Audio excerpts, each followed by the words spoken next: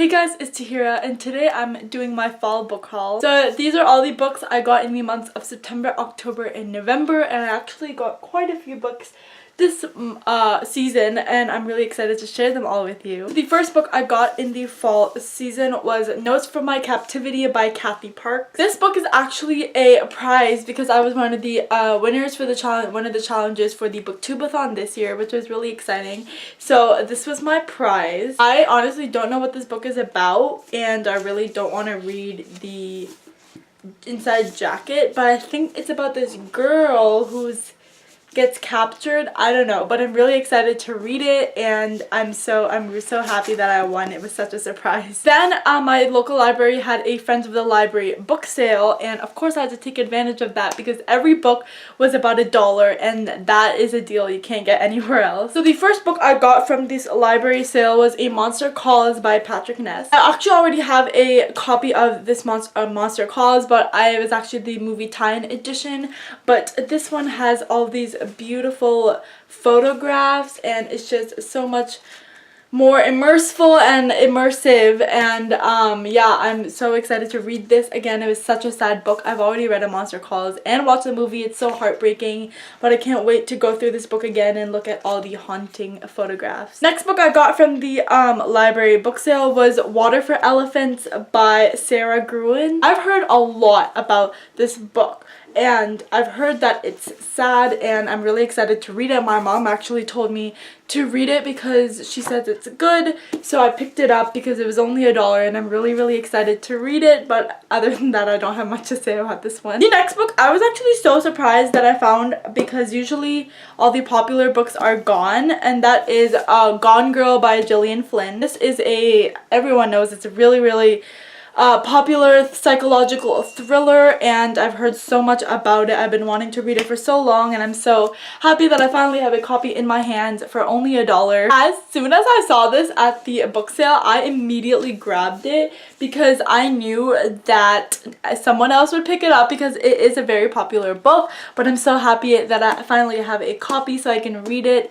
I was actually wanting to read it for the spooky Halloween season but didn't get around to it, but I'm really excited to read it sometime in the future. Next up, I actually have a book that I did not pick but my mom did, and that is Rooftops of Tehran by Mahmoud Siraji. This cover is actually really pretty, but I actually don't know anything about this book. Looking at the back, it seems like there is about a boy named Pasha Shahed who is 17 years old and he spends the summer of 1973 on his rooftop with his best friend Ahmed, joking around and talking about the future. And he has a crush on this girl named Zari, who is betrothed to another man, and it just seems like a cute romance novel. It might not be, it seems like it from the cover, but I'm really excited to read it because it's an author that I've never heard of this author, and it's like international. I usually read only books about Americans, but this is a cool, different perspective that I'm really excited to read about because I've never read anything like it. The next book I'm so excited about is The Kite Runner by Khalid Hosseini. Last time I went to the library sale, I was looking for Kite Runner, but I got A Thousand Splendid Suns instead because I couldn't find it. But this time I found a copy of this book, which I'm so excited about. I've been looking for it everywhere and I just didn't want to buy it at full price. But luckily enough, I found a copy of this for only $1. This book follows a cast of characters in Afghanistan during a revolution, and it basically talks about their journey, and I'm really excited to read it. I've heard nothing but good things, and again, it's an author that I've never read from, but I've heard he's really good, so I'm really excited for this one. Then I took a trip to Half Price Books, and of course, I always have to get something because the prices are amazing at that bookstore. But the first book that I got was Wild Card by Marie Lu. This is actually a signed copy. I was so surprised that it's actually signed by Marie Lu, which I'm really happy about. But I've actually already read this and I gave it 3.5 out of 5 stars. I didn't love it.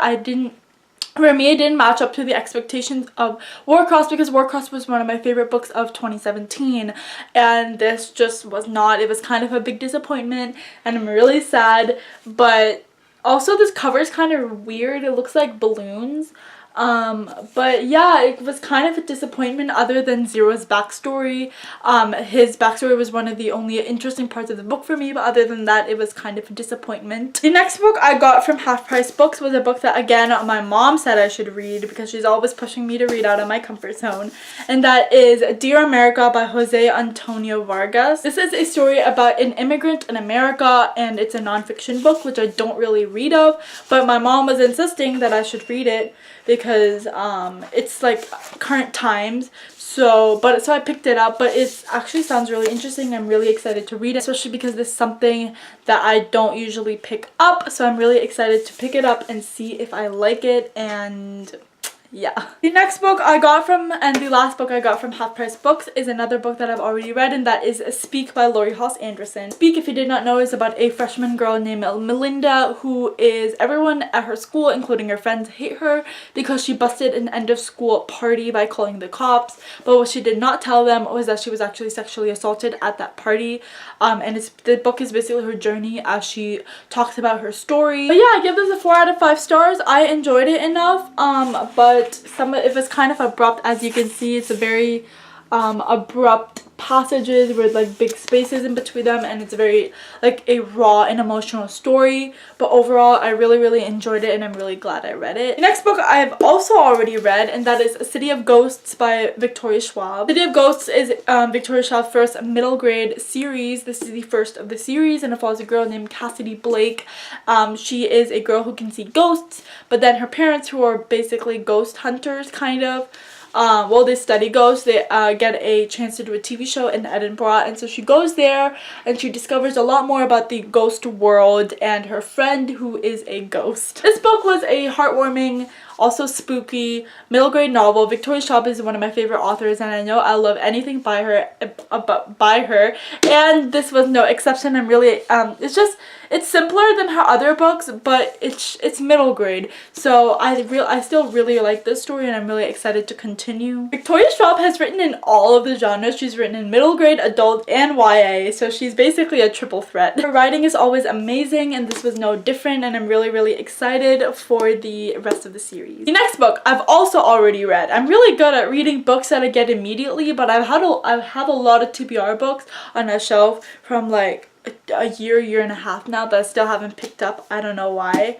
but I just keep buying new books and reading them, and this was one of those, and that is What If It's Us by Becky Albertalli and Adam Silvera. I was actually really lucky enough to go to a book signing and meet Becky and Adam, which was so amazing. This book is actually signed by the authors, and that's really awesome. They were amazing. They're such a great team. What If It Does follows a boy named Arthur who's doing an internship in New York when he's walking on the street and he sees another boy whose name is Ben, and Ben is going to the post office to send off his ex's things back to him. Arthur thinks that this boy Ben is really cute, so he walks up to him and they miss each other, but then after a chance of events, they meet each other again, and they start going on a series of failed first dates as they try to navigate their relationship. This was a really cute story. I really enjoyed reading it. I think the writing was not the best it could have been, and the story was kind of cliche and simple. But again, Becky Albertalli and Adam Silvera are the golden pairing,